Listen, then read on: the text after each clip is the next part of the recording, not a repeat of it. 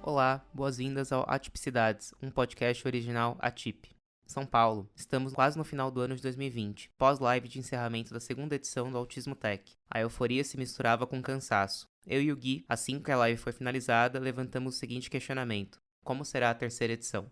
Mas antes de continuarmos essa história, eu sou o Caio Bogos, CEO e fundador da Atip, ecossistema de inclusão para a neurodiversidade, para a comunidade autista adulta. Os dois grandes objetivos desse podcast é trazer a história do Autismo Tech e também ajudar as pessoas da comunidade na instrumentalização e conhecimento em relação à criação de soluções empreendedoras e de impacto social, principalmente pessoas autistas adultas. Mas eu não tô sozinho nessa. Novamente, convido aqui o Gui Estevão, que vocês conheceram nos episódios passados. Salve pessoal, tudo na paz? Gui Estevão seguindo aqui com vocês mais uma vez. E antes de seguir, eu quero só recapitular na linha do tempo de onde viemos e onde estamos agora. Bom, primeira edição, 2018, meio do ano mais ou menos, formato presencial, dentro dos espaços do Hospital Psiquiátrico Felipe Pinel, em parceria com a direção do hospital, participação majoritária de familiares de autistas, pouca representatividade e desafio muito amplo.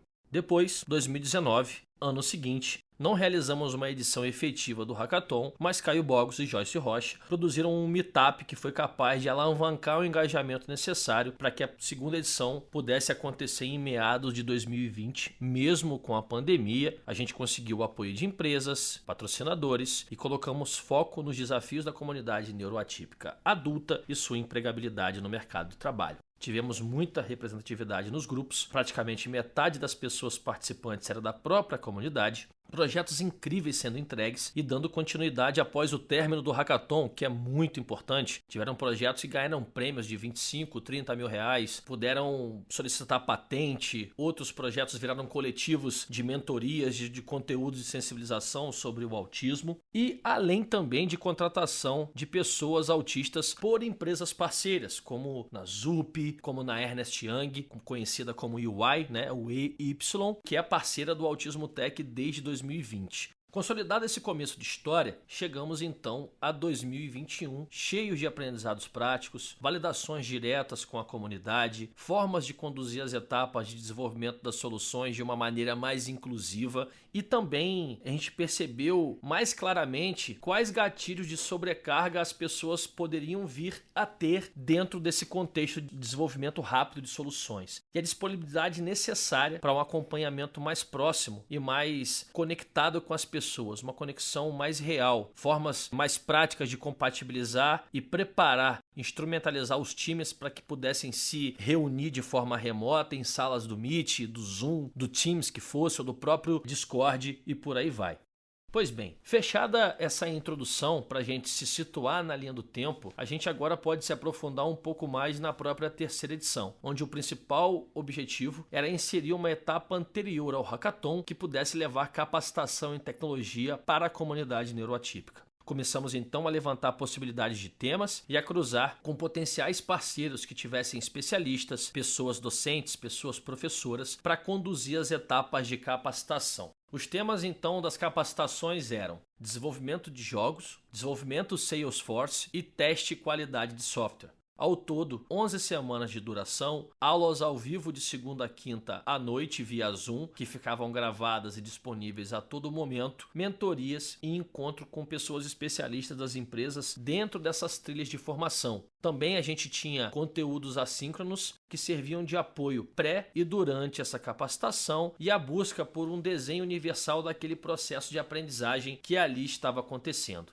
Muitas vezes a gente não se apega ao óbvio durante esses momentos cruciais de validação e aprendizado. A gente tentava e tenta a todo tempo passar isso para as pessoas participantes, passar isso para os times durante o Hackathon. Mas na organização, com a correria e com toda a demanda, às vezes a gente corre o risco de perder essa premissa. E nada mais importante em jornadas de desenvolvimento de soluções do que colocar as pessoas no centro do projeto. Parece clichê, mas isso é muito óbvio e muito necessário. Aquilo que realmente importa para essas pessoas, que é capaz de gerar valor para elas, de agregar, de mudar as coisas para melhor, de confortar, por que não, essas pessoas. E não tem como falar dessas vivências, dessas coisas todas na terceira edição, sem explorar de uma forma positiva a sua experiência, Caião, sendo o cara que teve esse contato e depois da primeira edição como participante, a segunda edição como co-realizador. Na terceira edição você era o protagonista. Eu estava muito sobrecarregado na FIAP e de alguma forma até mudei de empresa na época, não sei se você lembra, fui para Rocket City. Você de alguma forma ficou sozinho naquele processo. Eu já te pedi desculpa algumas vezes sobre isso, mas eu sei que isso foi importante para que você pudesse chegar aqui. Você não estava totalmente sozinho, mas essas vivências que você pôde consolidar na terceira edição foram cruciais, né, Caião? Pois é, Gui. E pra gente foi super importante nesses momentos aí de aprendizado, principalmente em relação ao que a gente tinha passado na segunda edição, né? Lembrando aquela questão das barreiras da desconfiança, a questão da insegurança em relação à pandemia, como que a gente ia fazer com que uma comunidade ficasse engajada em torno de um hackathon online. Então tudo isso a gente aprendeu bastante, né? E um fator que foi muito interessante nesse processo é que a gente tentou replicar o modelo já consolidado no mercado e bastante comum. Contudo, a gente acabou percebendo que talvez esse modelo não se aplicaria exatamente da mesma forma para a comunidade autista. Isso a gente percebeu principalmente na terceira edição, ali nas trilhas de capacitação, né, Gui? Então a gente estava testando, a gente estava ainda sentindo como que seriam essas trilhas de capacitação, como é que a gente conseguia deixá-las da maneira mais acessível possível, e a gente fez o que foi possível naquele momento, né, com os recursos que a gente tinha. A gente deu esse primeiro passo, né, e a gente fez isso com bastante verdade. E foram 60 pessoas ao todo capacitadas, né, selecionadas para capacitação. A gente mobilizou as organizações que estavam no nosso ecossistema para fazer com que esse conteúdo fosse um conteúdo de valor para a comunidade.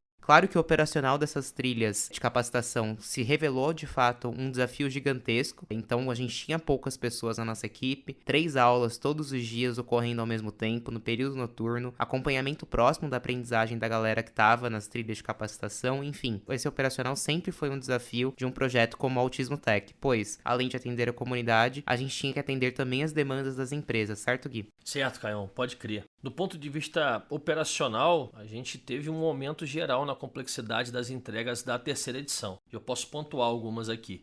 Empresas. Conseguimos um número expressivo de empresas patrocinadoras e apoiadoras. Consolidamos bem as contrapartidas e as executamos em parceria.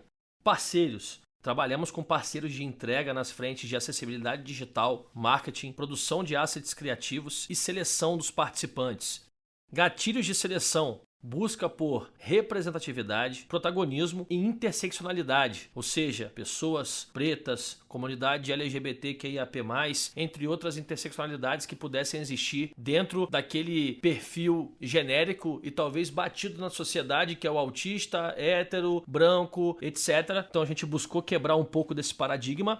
Outros 2 pontos importantes também nessa questão da complexidade da entrega foram ações com influenciadores. A gente fez uma ação bem massa com o Ivan Baron, com outras pessoas bem legais. Isso aumentou o nível de engajamento e o nível de consciência das pessoas sobre o projeto Autismo Tech e a realidade da comunidade neuroatípica quanto à sua invisibilidade perante o mercado de trabalho na vida adulta. E um ponto final, não menos importante, que é o da comunidade. O Discord, que é fazer a galera interagir. As trilhas de capacitação também foram um importante validador e direcionador nesse caminho. E você viu isso diretamente ali, né, Caio? Você botou a mão nisso, construiu a comunidade e tudo mais. E eu acompanhei de perto, né, todos esses âmbitos das entregas das pessoas envolvidas, sejam entregas diretas para a comunidade, sejam entregas para as próprias empresas que estavam no nosso ecossistema. E o projeto foi simplesmente ficando gigantesco. A gente viu essa quebra mesmo de paradigma a partir da terceira edição, né? Mas mesmo assim, cada vez mais a gente tinha uma convicção gigantesca de que a gente estava no caminho certo para a geração de impacto positivo na comunidade. A gente aprendeu muito e a gente percebeu que o principal aprendizado foi ouvir a comunidade. A necessidade da gente sempre colocar a comunidade que a gente quer impactar no centro de todos os nossos processos de desenvolvimento. Ouvir, de fato, quais são os anseios, quais são as dores, quais são as necessidades dessas pessoas. E essa aqui é a dica para quem vai participar do Hackathon efetivamente, dos próximos Autismos Techs ou efetivamente da 5ª edição. Que é justamente escutar a comunidade, escutar o cliente final. De fato, escutar as pessoas para as quais vocês estão tentando resolver um problema.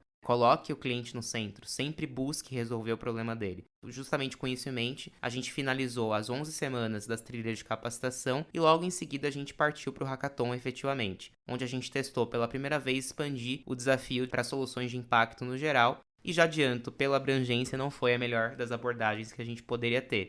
A gente sempre está aprendendo e sempre está ouvindo a comunidade. Pode ser que uma iniciativa nossa não tenha feito o efeito que a gente imaginava, mas no geral a gente viu que a terceira edição do Autismo Tech foi um sucesso, foi essa alavanca a nível de importância junto às organizações e também importância junto à comunidade. E a gente teve uma boa avaliação das pessoas participantes, das empresas, e além de ter gerado projetos de fato incríveis, projetos de impacto social. E para falar um pouco de um desses projetos e chamar alguém que é super importante aí para nossa história, eu queria chamar aqui a Charlene Leal, uma das pessoas vencedoras da terceira edição e que criou um projeto chamado Te Acolhemos. Charlene, tá por aí?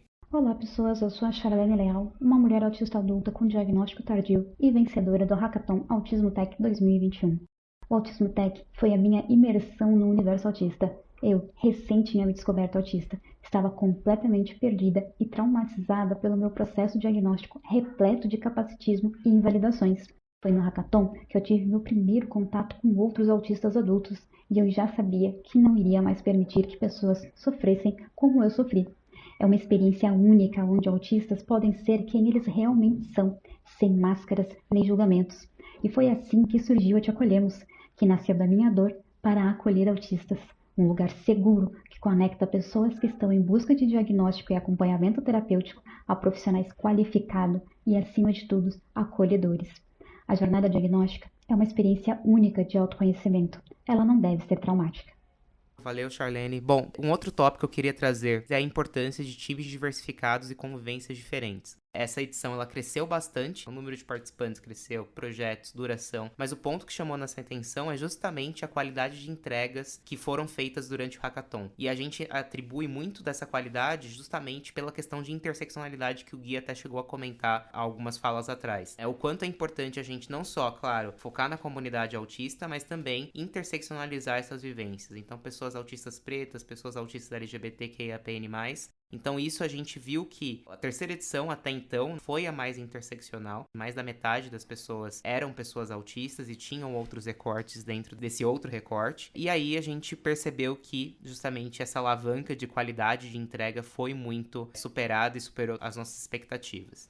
E por hoje é isso, pessoal. No próximo episódio a gente vai falar um pouco mais sobre as lições aprendidas nessa terceira edição e falar como é que foi a quarta edição do Autismo Tech, que, já adianto, foi um salto também gigantesco aí a nível de entrega e também a nível de importância para a comunidade. E antes de você sair, eu gostaria de pedir para você nos seguir nas redes sociais. O nosso Instagram é @autismo.tech, o nosso LinkedIn é autismotech e também não deixe de seguir a gente nas redes sociais da ATIP, a realizadora desse podcast. O Instagram é @atip.io e o LinkedIn é ATIP. ATIP é ATIP.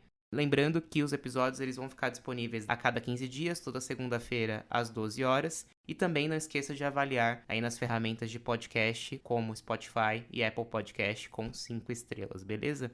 É isso, abraço.